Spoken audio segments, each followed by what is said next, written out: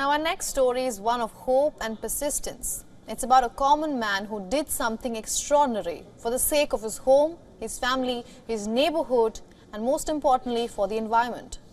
This fisherman from southern India planted an entire mangrove forest all by himself. Take a look.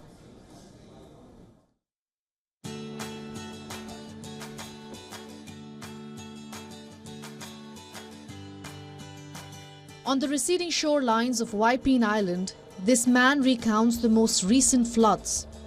Rising sea levels and severe tidal floods on this island off India's west coast have forced many families to relocate to higher grounds over the years. But the retired fisherman has almost single-handedly been buffering the impacts of the rising waters on his home and also on his community. He is Murugesan TP, and locals call him India's mangrove man. My life's inspiration is to plant mangroves. This is a coastal area. It is abutted by the seashores, rivers and marshy lands. Because of its geographical peculiarity, mangroves are abundant here. Mangroves help protect us against seawater intrusion. Murugesan has turned to planting trees along the shores of Vypin and the surrounding areas in the Kochi region in the southern Indian state of Kerala.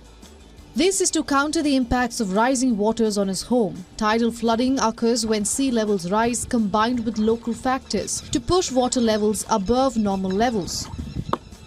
Mangroves can provide natural coastal defences against sea level rise, tides and even storm surges. But over the course of Murugesan's life, forest cover in the state has dwindled. Murugesan says that he grew up surrounded by beautiful, resource-abundant mangroves that separated islands from the sea. Now, only fragmented patches of mangroves can be seen in Kochi. Murugesan says that he has planted over 100,000 mangroves. He plants saplings every alternative day and does most of the work himself. He says the mangroves he planted in and around the area in 2014 have grown into a dense thicket and are helping reduce the intensity of tidal flooding. I started realizing the importance of mangroves in 2014. Since 2014, I've planted between 5,000 to 15,000 mangroves every year. In total, I've grown about 100,000 mangrove plants in my home nursery. I've planted them in different places across the Ernakulam district. I like planting and protecting mangroves and I continue doing it now.